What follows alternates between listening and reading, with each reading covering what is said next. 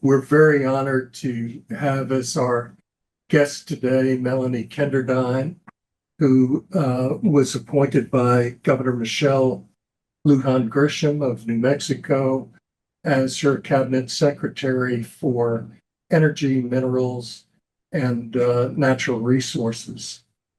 On a very happy note, Melanie this evening will be named by the Women's Council on Energy and the Environment as their Woman of the Year, an organization that that's near and dear to me, and I'm thrilled by this really well-earned distinction for Melanie. My name is Clint Vince, and I chair Energy's U.S. Energy, Denton's U.S. Energy practice, and I co-chair our global transportation and infrastructure sector. And together with my teammate Emma Hand, I also co-chair this think tank. We're especially honored today to once again co-host this fireside chat with our dear friends at the Keystone Policy Center as part of their Key Conversations program. And we have the amazing CEO of Keystone, Christine Scanlon, here to give us a welcome. Thank you, Clint, and we're honored as well to be a part of these conversations with Dentons, and we're especially honored to be a part of the conversation with Melanie today.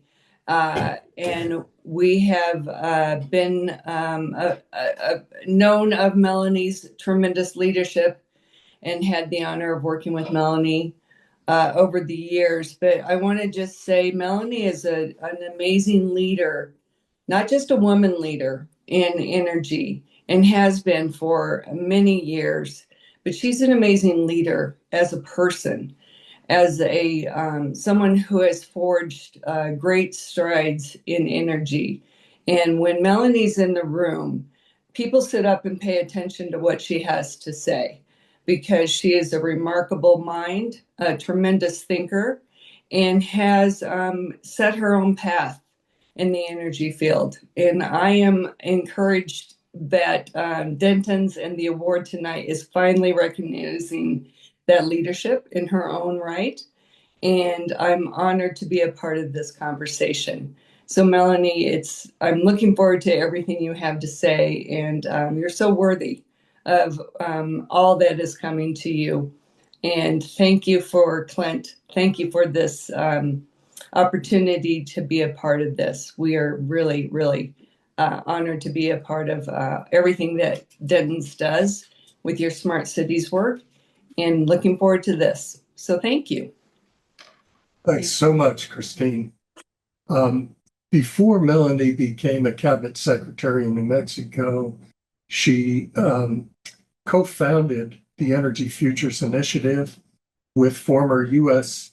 Energy Secretary Ernie Moniz and with Joe Hazier, the former Chief Financial Officer of the Department of Energy. And that's another organization that's near and dear to my heart. I have the honor of serving on their board.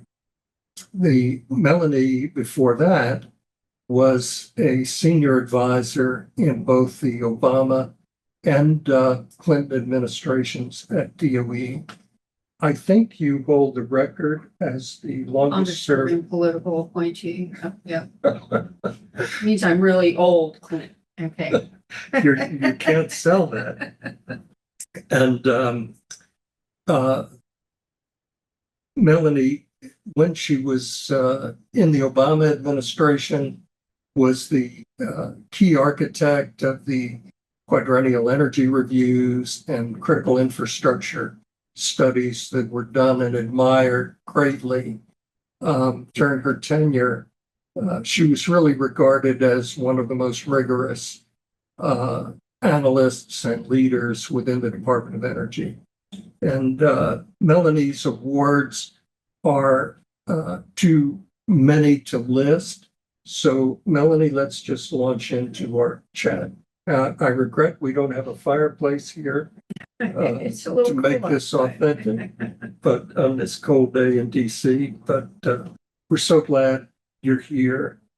And I hope you're having fun in your new position. I know you've got plenty of things going on. I thought I would just start and ask you, what distinguishes New Mexico in terms of energy and minerals and natural resources? And thank you so much for having me. And I just was telling Clint, he and I have gotten old together. We've known each other for a long, long time. And but it's wonderful to be here. And thanks to Keystone, I was on the Keystone Energy Board for a while. I can't remember why I had to leave, but was also on the Keystone Energy Board. And we used to go out to Colorado every year for the Keystone Board. And the last time I went skiing is the last time I've ever gone skiing because I fell and tore my MCL. No more skiing for me at Keystone. But I don't think, and I did not realize this. I'm from New Mexico. I grew up in New Mexico, in the mountains of New Mexico. I came to Washington when Bill Richardson was elected to Congress in 1982. I was his legislative director and chief of staff, and Bill was on the Energy Committee. That's what got me started in the energy space. I also married Bill's best friend from college, so Bill gave me my personal life and my professional life. So I have now gone back to New Mexico to take this job as the cabinet secretary for MNERD, and didn't realize some of the data that I'm now looking at because I'm the cabinet secretary. New Mexico is number 2 in the country in oil production. It is number 3 in the country in marketed natural gas production. It's 7th in wind generation. Our number 1 source of power generation in New Mexico is wind. And number 2 is natural gas, but number 1 is wind. We are 6th in the nation in geothermal potential. We just set up a geothermal office in MNERD and are really looking forward to developing our geothermal resources. And we are 3rd in the nation in total energy production. So New Mexico has a huge amount of conventional and clean energy resources, and how we manage the energy transition I think, could be a model for regions of the country and, quite frankly, regions of the world where they're heavily dependent on oil and gas right now, like Saudi Arabia, very oil dependent. They don't have a lot of gas in Saudi Arabia, but serve as a model for how to do the transition.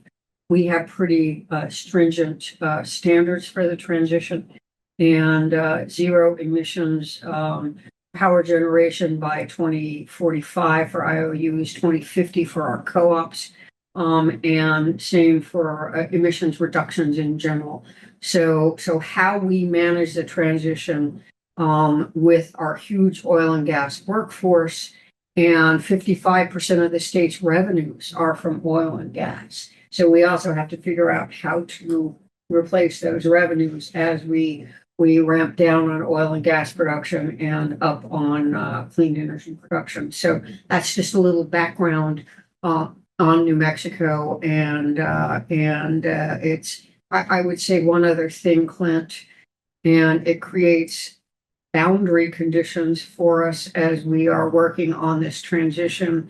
Our prices for electricity for industrial uses 25% lower than the national average. Residential is 10 to 12% lower. So as we transition, we need to be very mindful of those low costs and how important they are to our development, and try and figure that out. So, are you impacted by the extraordinary projections for increased demand in other regions due to data centers and electrification? Yes, and we are a couple of data centers, XGS is doing geothermal. We just announced a very large fusion project and a data center project, a large data center project in Los Lunas, south of Albuquerque. That we are impacted. The one thing I would say, everyone talks about AI and data centers as being the source of huge electricity demand, and it is about I think 12 to 15 gigawatts nationwide for data centers between now and 2030. But electrification and onshoring is 36 gigawatts. Really? Yes, and so it's everyone focuses on data centers, but that is not the largest source of generation, increased demand for power generation. And so it's onshoring and industrial electrification, transportation electrification, et cetera, that are larger demand, over twice as much increase in electricity demand as data centers. And so we're actually, if we're not building fast enough transmission and generation, we're setting up a lot of competition between those sectors for power generation as well. A moment ago, you talked about remarkably low energy prices in New Mexico. How do you continue to protect issues of affordability as you're facing some of this dramatically increased demand? What we are doing in New Mexico, and let me back up a minute. When I was at the Department of Energy in the second Obama term, and Ernie Moniz was secretary, President Obama instructed us, the federal government, to do a quadrennial energy review. And it was 22 agencies of the federal government, all with equities in energy. And but my office at DOE, the Energy Policy and Systems Analysis Office, we did all the analysis, we did the coordination, and so we did a huge amount of work. And we didn't want a 1,200-page study that no one read, so we decided to do installments. I went to Secretary Moniz and said, "What do you want the first installment to be?" And he said, "Electricity." And I said, "No." And he said, "Well, what do you think it should be?" And I said, "I think it should be infrastructure. Everyone loves infrastructure." And so he actually agreed. So our first installment was energy infrastructure needs. Our second installment was electricity. And then the first Trump administration took over. So we didn't do the third installment, which I wanted to be supply chains, but so we did those two installments, and 36% of the recommendations in the first installment on infrastructure were enacted into law by a Republican Congress. And so very well analyzed. We did regional workshops around the country. We did a workshop in Canada and Mexico because of the huge shared infrastructure. And so that's a long story that I'm telling about the QER. We are doing that for the state of New Mexico. We are calling it the Comprehensive Energy Transition Strategy, and the legislature, I have $2.5 million to do that between now and the end of the governor's term in January of 2027, okay, or the end of December 2026. And so we are working vigorously on doing that. And a lot of the issues and the question you just asked me, we are going to be examining and looking at in this comprehensive energy transition strategy, and coming up with the policies, the recommendations, the analysis, et cetera, that we need. How do we transition without affecting the affordability issues? I would also say that it's not we have a Venn diagram for the SETS, Comprehensive Energy Transition Strategy. One is affordability, equity, one circle in the Venn diagram. Another is energy security, and a third is clean energy. and with infrastructure investments, incentives for all of them. Okay. And I would also note, you probably don't know this, Clint, but when I left DOE at the end of the Obama administration, my staff gave me this beautiful book that they put together with notes from all the staff and photos and et cetera, et cetera. And I don't know how they did it, but they put in there a photograph of me lying on my side in a field of Venn diagrams. Okay, so I love Venn diagrams, but they are very illustrative of a lot of the issues that we have in energy, and they overlap. So we are going to be in this comprehensive energy transition strategy, looking at those issues and how do we get there without affecting affordability.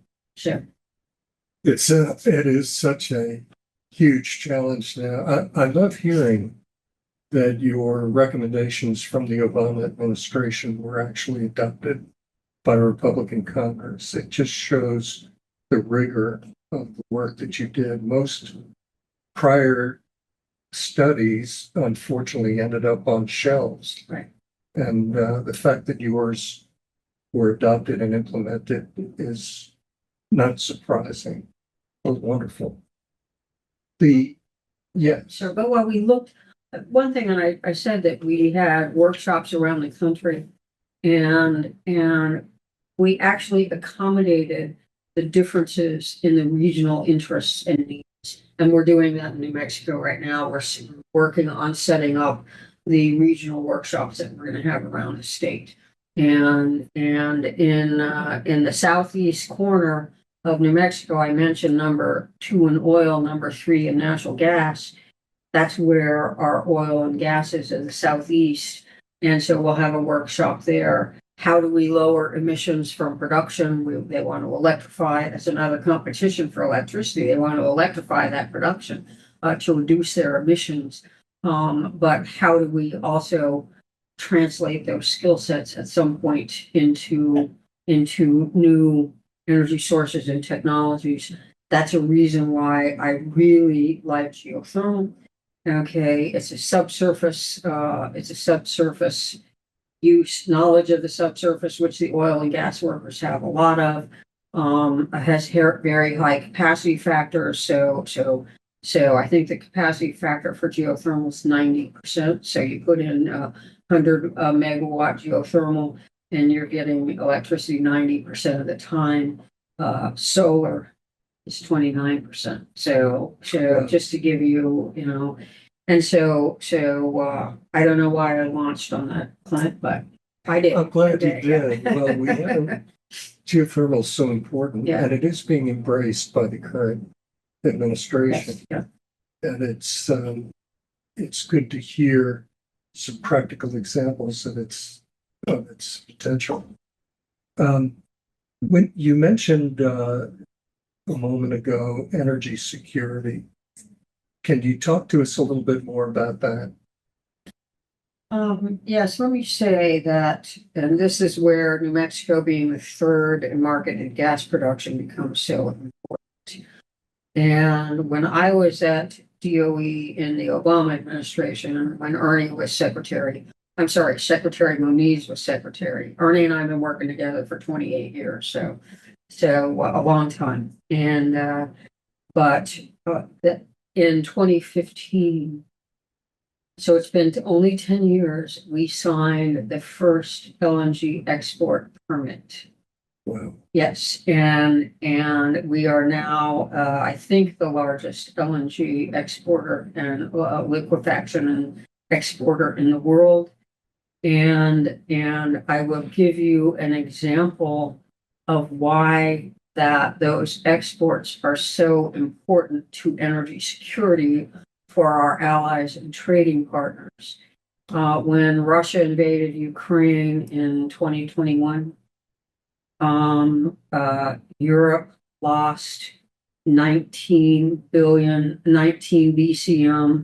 of natural gas, 22 BCM of natural gas that they were getting from Russia, 22 billion cubic meters. The United States was able, via our LNG, to provide them with 19 BCM. So they lost 22, gave them almost all the natural gas, sent them vis-a-vis our liquefied natural gas. So United States LNG, its natural gas production was able to keep our allies in Europe from freezing in the dark that winter. And so that's the huge energy security need. Another thing that, and I just read this a couple weeks ago, in 2024 or maybe 2025, the United States became the largest oil producing country in the world ever. And that is all shale gas and shale oil. Okay, that has enabled that huge increase in oil and gas production. I would note that in 2003, Lee Raymond and Alan Greenspan, the chair of the Federal Reserve at the time, both 2003, both testified before Congress that North America was running out of natural gas. Okay, and now we're a huge natural gas producer.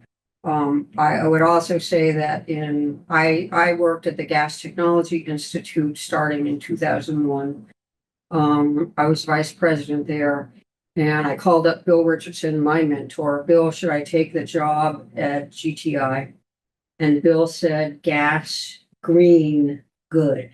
Shows you something about how Bill thought, okay? But also in 2001, natural gas was considered to be very, very green. It wasn't cold, basically. Yes. And so, but in 2002, I started a separate shale gas R&D company. GTI didn't have all of the skill sets. It was a not-for-profit. Had it been a for-profit, I would be on the French Riviera right now. I'm not talking to you, Clint, but people weren't looking at shale gas in 2002. And it was a consortium. We had 26 universities. We had 7 national labs, all the large independents and super majors, and won a $350 million award from DOE to do shale gas R&D. And so that has changed the world from our natural gas perspective. What I did not appreciate was the application of those technologies to oil. So it has revolutionized the United States and its position on shale gas and shale oil. And we are providing that to our country and to the rest of the world. And it's been helpful for energy security. I remember many, many years ago when we would attend Aspen and other organizations, Keystone Policy Center, and everyone was concerned about energy independence for the United States. No one should possibly have projected back then that we would, in response to Putin's energy warfare in Europe, that we could basically defang that by, as you pointed out, supplying almost all of the needs of Europe. Dentons is in nearly 90 countries now, and major European presence, Asian presence, and I've received favorable feedback on that over and over again. You earlier in our discussion, you talked about the need to look carefully at regional differences when you were doing the infrastructure and quadrennial energy reviews and electricity reports. And you emphasize that a lot of people think of energy as just one homogeneous issue across the country. Can you tell us some of the things you learned when you did your analysis at DOE? About the regional differences. Yes. One is and we've already talked about the increased demand for electricity and how huge it's growing just between now and 2030. And the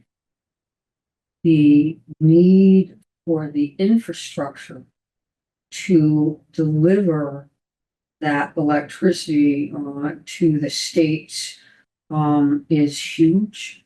And let me just give you some numbers. And I looked. New Mexico is in the non-ISO Western region. Okay, our electricity market. So we're in the non-ISO West.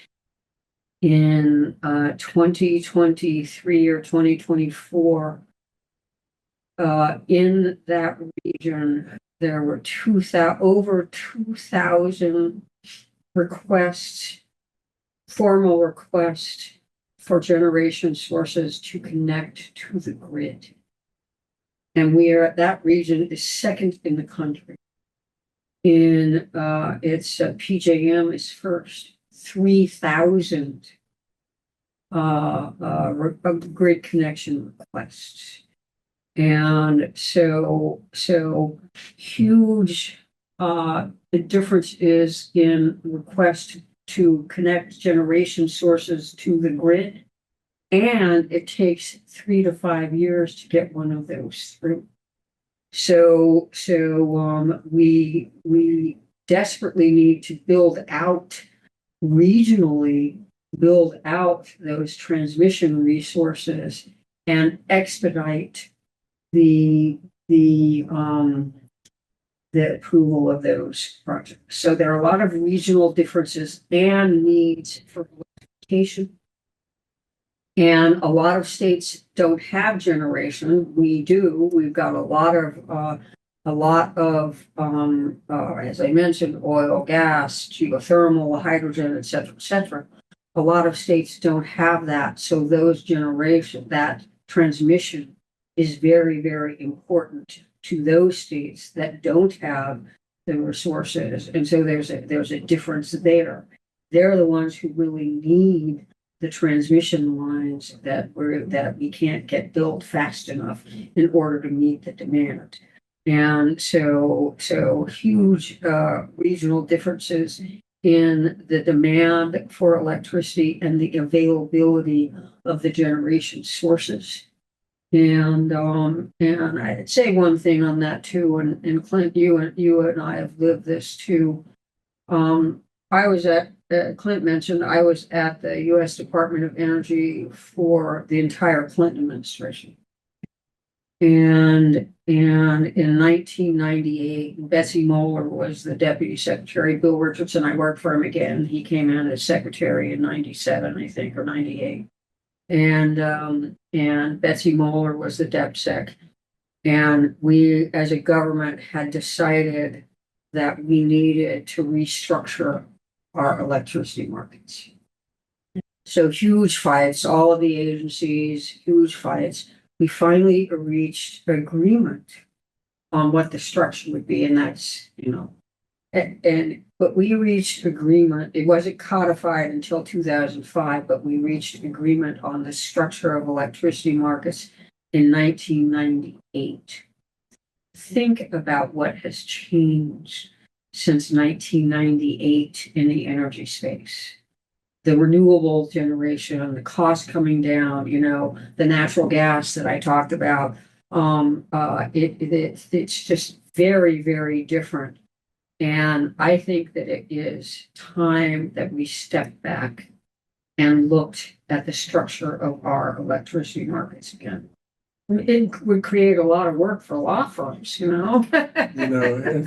Every client we have is concerned about the issues you mentioned, right? Permitting, right? Difficulty, moving power from region to region, yeah. Timing to get on the queue, timing to build new plants. Right. One of the things that I love that you've talked about issues that have progressed in a way that was not anticipated. One of the things I've learned participating with Keystone and other think tanks is that so often the conventional wisdom is proved wrong just a few years later.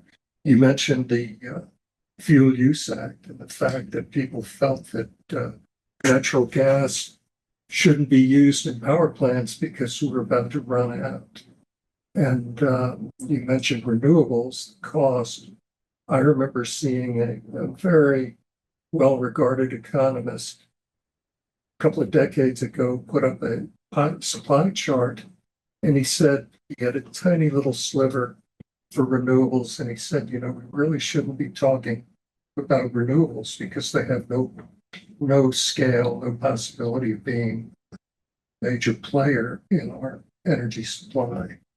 We haven't talked too much about the demand side, but you and I still serve on the board of the Alliance to Save Energy. They gave you a major award last year for energy efficiency innovation.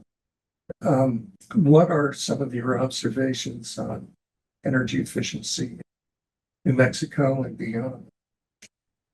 Say something about energy efficiency and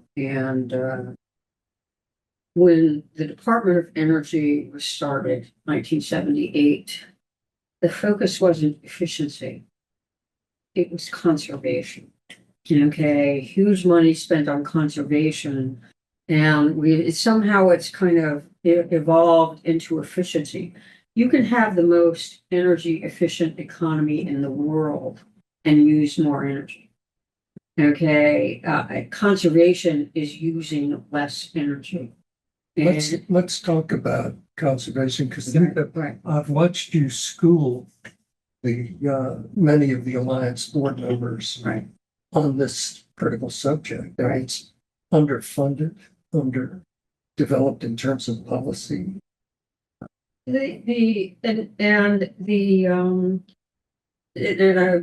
Since I'm going to tell a story that you've surely heard before, but I spend a lot of time in airports. I just passed 2 million miles on United. The captain came out, I mean, it was a big deal. So 2 million miles on United, a lot of time in airports. Every airport ladies' room I go to, there is a sensor to pull the paper towel out of the dispenser. I can just pull it out myself. I don't have to touch anything else. We have sensors everywhere. And I think we should step back and look at ways we could do things mechanically as opposed to using electricity. Okay, we don't need to electrify everything. That creates an energy security issue too. Electrification of everything, because if you shut down the grid, you shut down all of our lifeline networks. But I think that using electricity for everything when we could be doing things mechanically is something that we need to step back and stop automatically assuming we should just electrify this. And so I think that's our compressor stations for natural gas systems are all electrical. They used to be mechanical. There are environmental reasons for why we did it, but I think we have some environmental solutions that we could put into effect. But it also raises, besides the conservation issue and the extreme use of sensors and electricity for everything we're doing, actually keys to hotel rooms, it's all sensors now. Keys actually work, and that's another thing. But besides looking at things that we could do mechanically and stop using electricity for, I mentioned the lifeline networks, and there are eight identified lifeline networks: natural gas, oil, communications, finance, electricity. Finance and communications and electricity are connected to all the lifeline networks. Some of them 2 or 3, but those 3 are connected to all the lifeline networks. But finance and communications run on electricity as well. Electricity is the Uber infrastructure. And so using electricity for things we don't need to use it for creates, I think, security issues and concerns. So there's so much opportunity that's not yet being realized to reduce the demand side.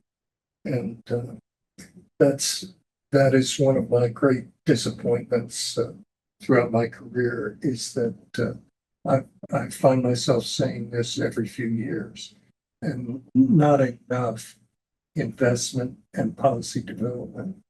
It could make such a vast difference with respect to sustainability. Right. I mean, demand response, it's complicated, okay, for utilities to actually manage demand response systems. But I think, and you know me, Flint, I have a slide for everything.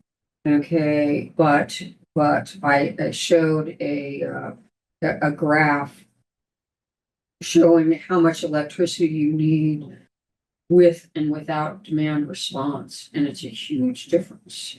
Okay, and so it's complicated in managing the grid. The reason why we need to be looking at the structure of markets, et cetera, et cetera. But you can save a huge amount of energy if we actually implemented strenuous and substantial demand response programs. And that's part of stepping back and looking at the structure of our electricity markets, I think. So, what are some of the technologies you're looking at as they're developing or already developed that you think will help us out a little bit in terms of meeting some of the demand that is spiking right now? well, as I said, geothermal, okay, getting the cost down, carbon capture and sequestration. We have a lot of opposition to CCS from the environmental community in New Mexico and across the country. They don't like hydrogen, blah blah blah. But let me just give you some examples of why I think, in addition to using the skill sets of the oil and gas workers that I talked about earlier, right now in the United States, the 87% of the fuel that we use to make glass that you need for solar panels, 87% of that energy is natural gas. And that's because it gives you the heat you need to make the glass. And I think that the glass is probably 1,500, 1,700 degrees centigrade. And I'm saying that off the top of my head, to get the heat that you need. And electricity gives you 400 degrees centigrade.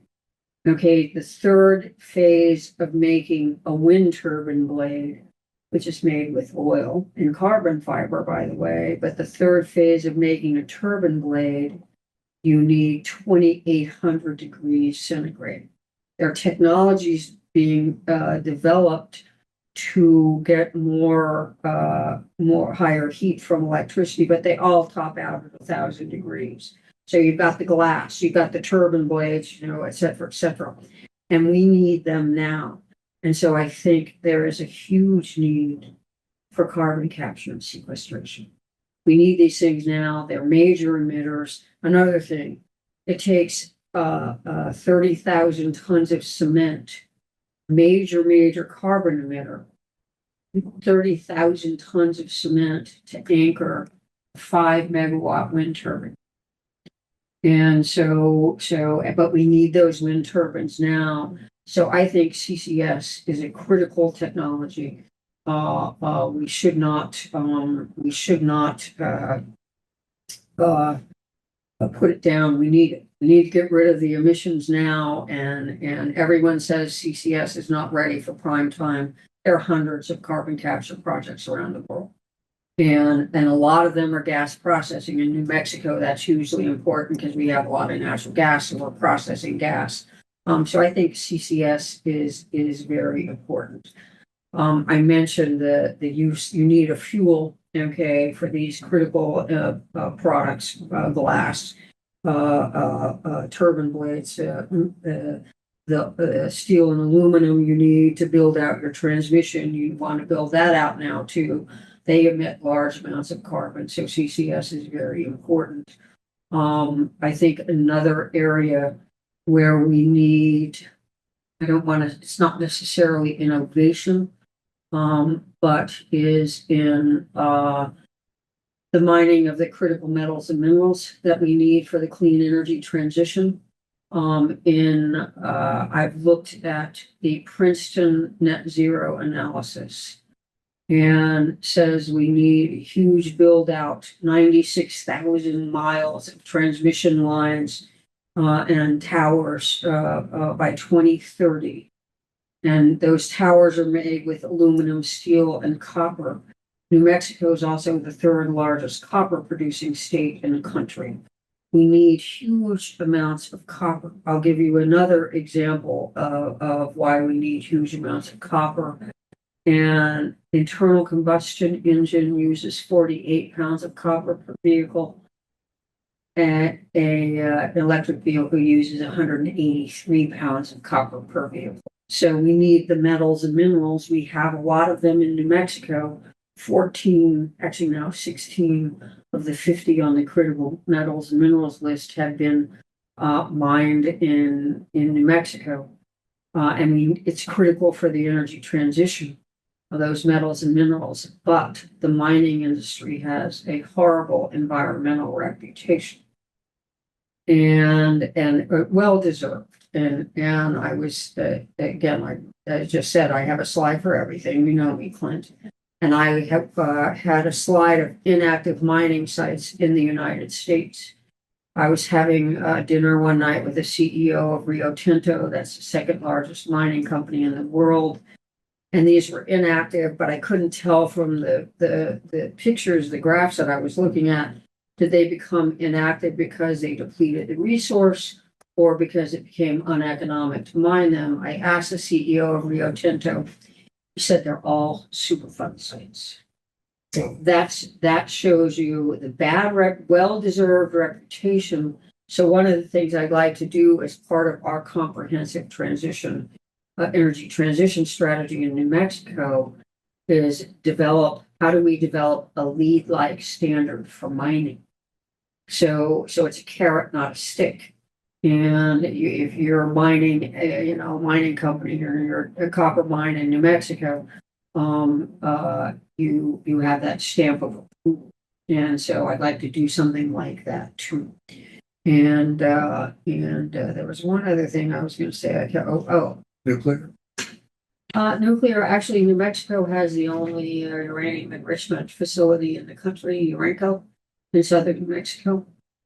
I think that I love small modular reactors. Again, I think I mentioned capacity factors earlier, 29% for solar, 41% for onshore wind, and capacity factors for nuclear is 90%. And it emits no carbon.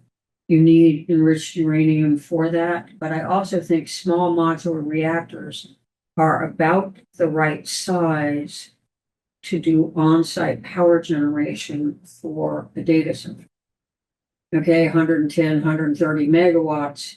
That's what an SMR is. And that's about what they use at a data center, And so they could do on-site power generation, whether our regulatory structure supports that kind of on-site generation. That's something we need to look at. But I think that that's a huge use and need that SMRs can meet. So I'm so glad you mentioned the opportunities for nuclear because, and I think many of the major environmental organizations are softening their opposition and realizing that the extraordinary amount of emissions coming as the world grows. And you mentioned oil and gas and carbon capture and sequestration. There are many locations around the world where there's huge usage where carbon capture and sequestration can play a great role, maybe save us, along with some of the demand, energy efficiency and conservation measures that you mentioned. You have a unique perspective, or not a common perspective, in terms of having served at both the federal level, at a very high level, and now state level. What do you see in terms of some issues relating to energy federalism and the relationships between the state and federal policies? Well, I mentioned earlier that that I think that we need to revisit the structure of our electricity markets. I think that that's a huge issue that's got to come from the federal level, but the states have to have huge input into that. And so I think restructuring electricity markets could have a major benefit and for states, and states could provide major benefits for the federal government in that regard. I also think that we need to be looking at regional needs. Okay, regional needs and you know, I mentioned the RTOs and the non-ISO regions, et cetera, et cetera. There is a lot of shared interest in regions of the country. And another thing, this is a weird stat, which I have planned, but the 25 states in the country have net zero targets and 25 don't. That explains, you know, it's like indicative of the division. But that explains, I mean, that illustrates the need for some regional work as well. And so I think we need to step back and look at some regional needs and interest. I think we do need some leadership from the federal government on the structure of electricity markets. I think we need to expedite. These have to come from the federal level, expediting siting. That's NEPA, and you know, NEPA is one of the things that really delays the siting of infrastructure.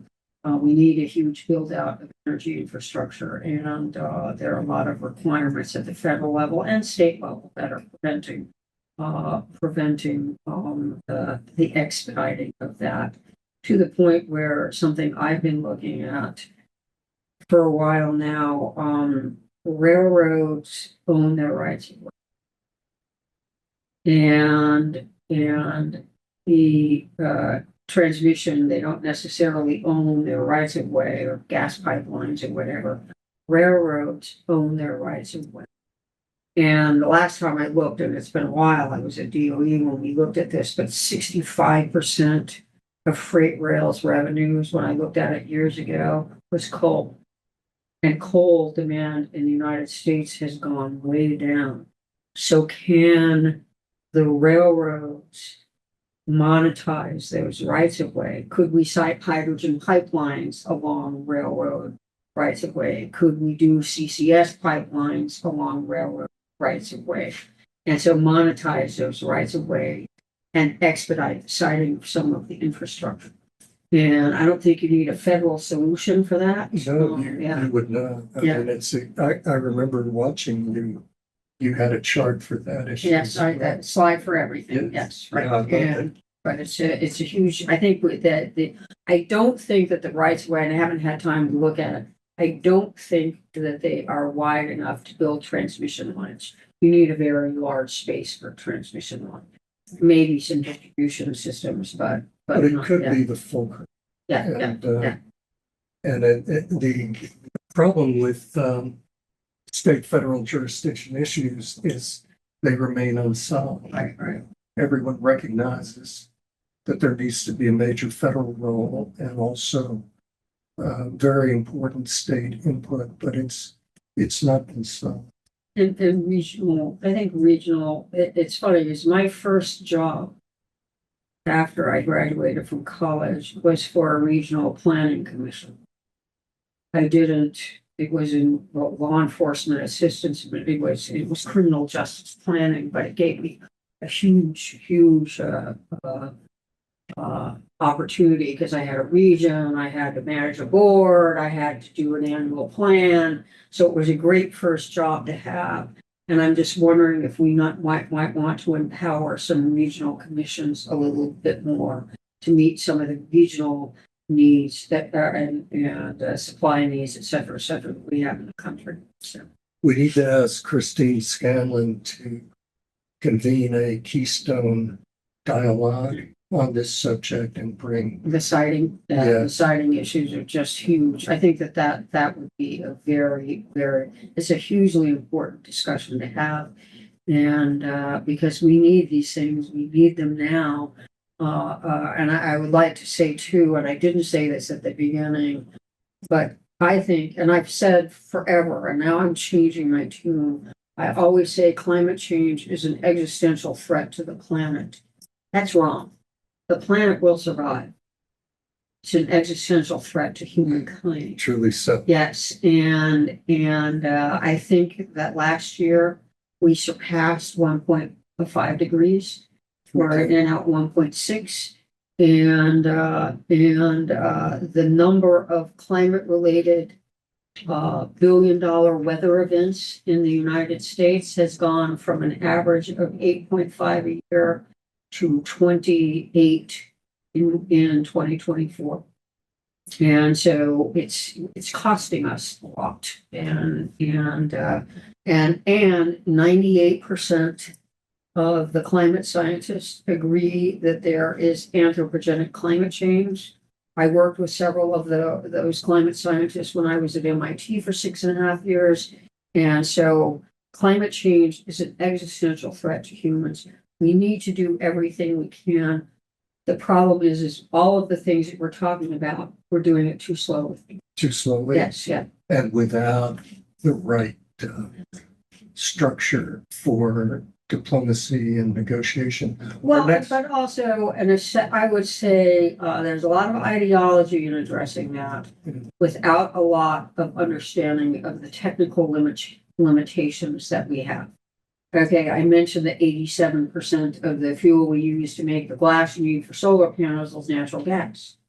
That's why you need CCS. Stop opposing CCS. Okay, Our next fireside chat with the think tank in coordination with Keystone is going to be a dialogue with Ani Dasgupta, who is the CEO of the World Resources Institute. He's just written a great book called The New Global Possible that talks about how to go about making some of these changes in a practical and realistic sense, as opposed to an idealistic sense. So we'll have to get you and Ani in the same room on another Keystone dialogue to figure out how to do this. Well, and I would say that I mentioned that I was Bill Richardson's legislative and director and chief of staff when he first started in Congress. Did that for 6.5 years. And I left in '89 to marry his best friend from college. But in 1988, Bill Richardson introduced a bill to stop global cooling. There was a period of time where they thought that CO2 emissions were actually cooling the planet. But I've been working, the point is, I've been working on this issue since 1988.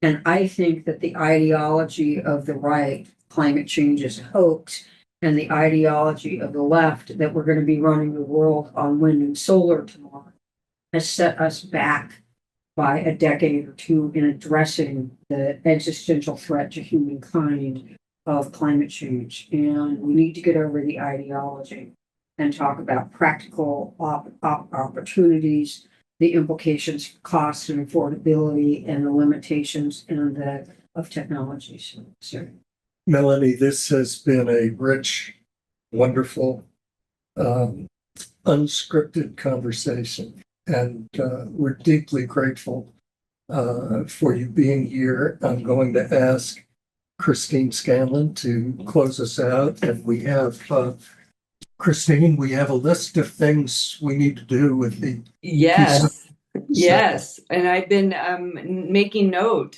of all of these. Melanie, this has been a master's class, and I'm so grateful to be able to hear the conversation. I have a suggestion for you. All your slides, quite seriously, you should write a book. You have all the material, and the vast depth of your knowledge is really unbelievable. And I think it should be shared much more broadly. And I'm being very serious about that. I would say that Ernie Moniz and Ernie and I started working together at DOE in 1997. Okay, he was the last single undersecretary at DOE. They now have 3. So we've been working together for a long, long time. And I left, he and I set up 3 companies in 2017.